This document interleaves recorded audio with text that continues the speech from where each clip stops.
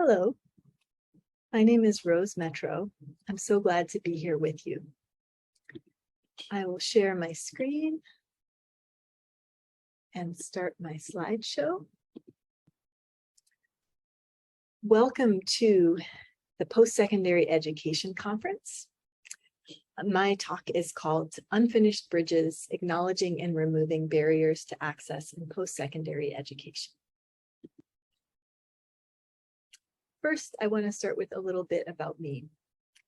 I started studying the history of Burma or Myanmar around the year 2000, and I volunteered as an English teacher at the Students and Youth Congress of Burma in Chiang Mai in 2001.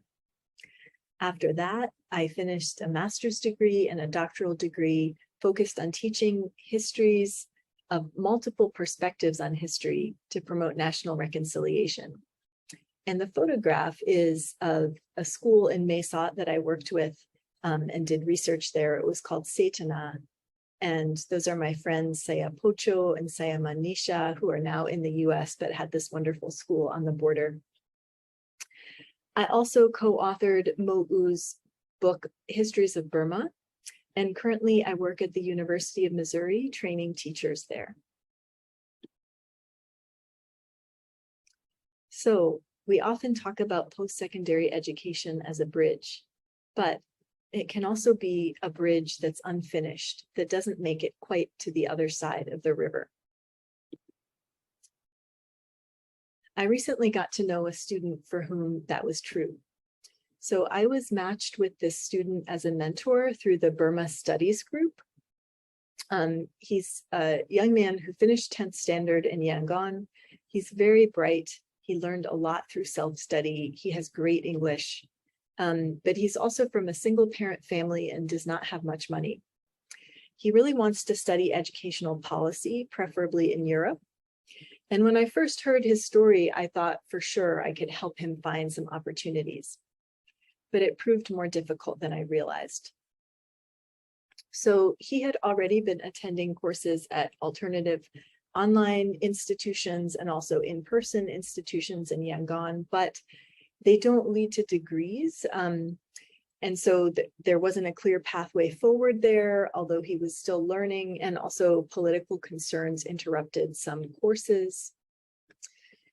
We thought about the pre-collegiate program, but applications were already closed at that point, and the age cutoff is a bit low, so it's not clear whether he would qualify next year. Min Moha was a good possibility, but he had some concerns about travel to that region. And because he was interested in studying in Germany in particular, and I had connections there, I spoke to some of my friends at universities in Germany, and they said that there's actually a Scholars at Risk program for students like him from places where it's not really safe to study. But Germany doesn't have any or many undergrad bachelor's programs that have English as a language of instruction. So my German friend actually knew a scholar from Myanmar who had been admitted through this program, but then couldn't find an institution to accept him in Germany. There are also some great regional possibilities. So Mahidol has a really great human rights BA program, but scholarships are really limited. RCSD also has great programs, but it's only at the MA level. So this student applied to United World College and got to the final round, but in the end wasn't accepted. And he did find an opportunity to attend an exchange program in Japan, which I think will be really beneficial, but again, it's for no credit. So looking at this situation as a whole, it's frustrating and it's depressing for him. And I kind of got a window into this world of like feeling stuck where you are and not being able to move forward despite having a lot of drive and a lot of motivation and a lot of skills.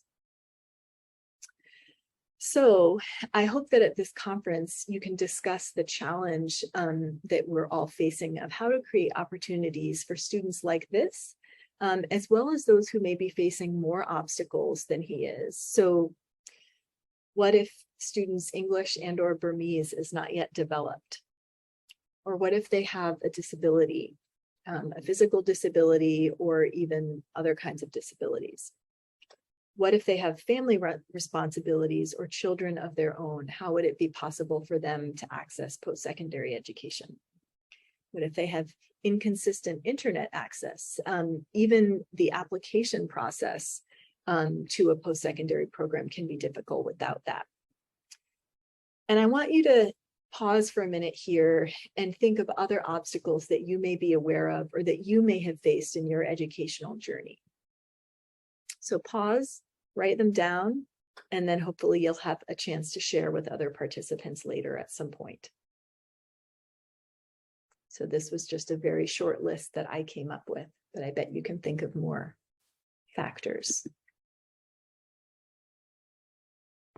So connecting with the themes of the conference, I wanted to develop some questions for you all to consider. And the first is related to resilience in crisis.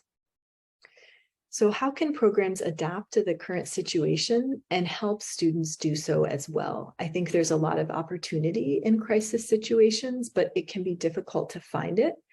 And maybe this is a chance to make changes in the education system that have been long overdue. That's my hope. In terms of effective teaching and learning strategies, what would support students to thrive in post-secondary education? So once they access that education, are they going to be able to succeed? So thinking not just about recruitment, but also retention of students and what they're able to do after the program. In terms of community and school engagement, how can programs balance communities' needs with funders' priorities? I understand that's often kind of a push and pull because you need to fund your programs and the funders have certain interests and goals that they have that may not always match with the needs of the students or of communities. In terms of the fourth theme, sustainable and inclusive school management and administration, I think one question to consider is how schools can be inclusive from recruitment to retention to post-grad support.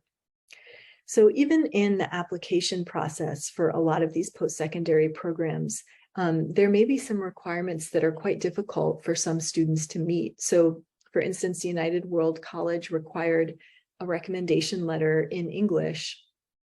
And the student who I was mentoring, he had just gone to regular public school in Yangon. He didn't have teachers who would write in English confidently enough to write him a recommendation. And so it was fortunate that I was available to do that. But when we make a requirement, like you need a recommendation letter in a certain language, how might that affect students? So thinking about the kind of qualifications that we may be asking for and really trying to be inclusive so that as many people as possible can access these opportunities. So thank you for listening. I look forward to hearing the answers that you propose to these questions at the conference. Please keep in touch with me. And thank you so much. Bye-bye.